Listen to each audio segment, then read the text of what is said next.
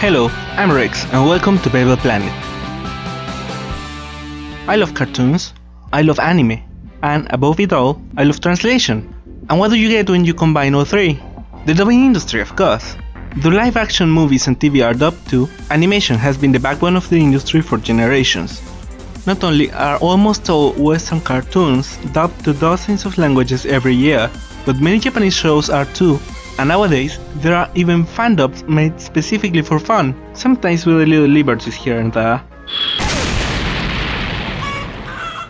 Oh God, no, my marijuana patch! My carrot patch. Yeah. But we already expanded on dubbing theory on this video.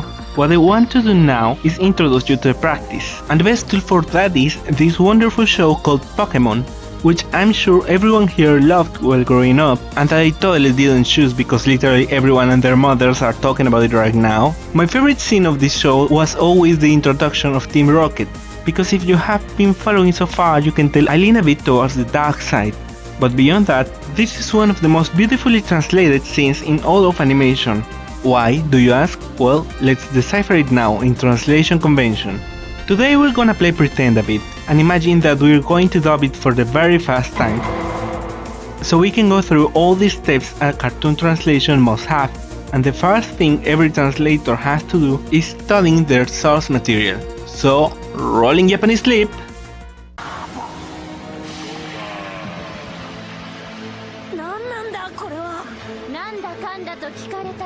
答えてあげるが世のなす世界の破壊を防ぐため世界の平和を守るため愛と真実の悪を貫くラブリーチャーミーな敵役武蔵小次郎銀河をかけるロケット団の2人にはホワイトホール白い明日が待ってるぜ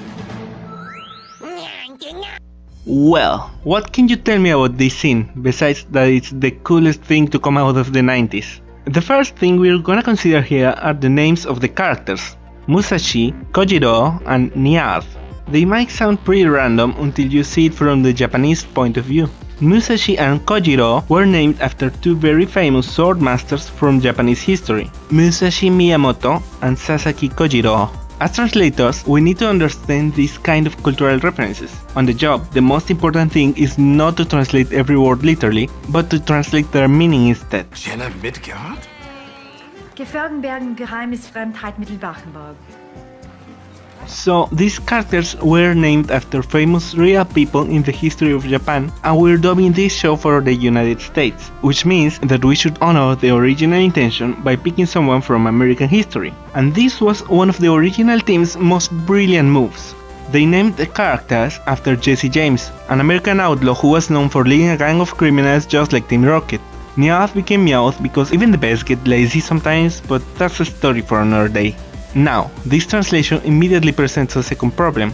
James does not have the same number of syllables as Kojiro. Luckily for us, anime has our backs. Unlike some other media, Japanese animation can get away with more vague lip movements, which means that it doesn't have to match as perfectly as, say, a Pixar movie. But it's still not long enough, and here's where people got creative. While the American dub simply made him say James, the Latin American version got even more clever. They made it a joke that he introduces himself as a hint to his character being goofy and somewhat vain. Next thing we can notice about the original dialogue is that it sort of rhymes. The verses aren't perfect, but the intention shows. In fact, it even looks like the writers of the motto did not intend it to make much sense. It's silly and funny, just like the character saying it, and that is exactly what we're here to do.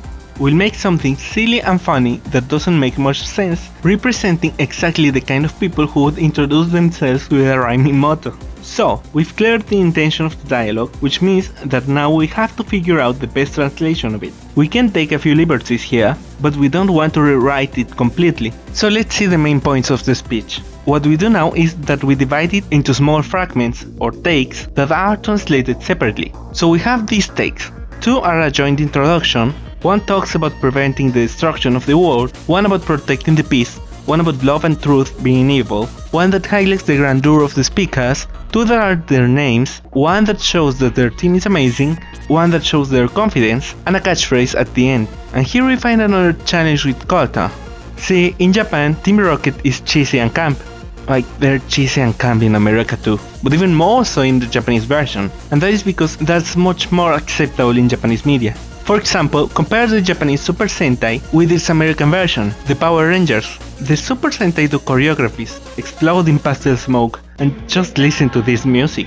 And we have to remember the show came to the West in the 90s, when all of this would have looked very wrong to parents that were much less cool about non-macho looking stuff on TV for boys. So how were the Super Sentai introduced to America?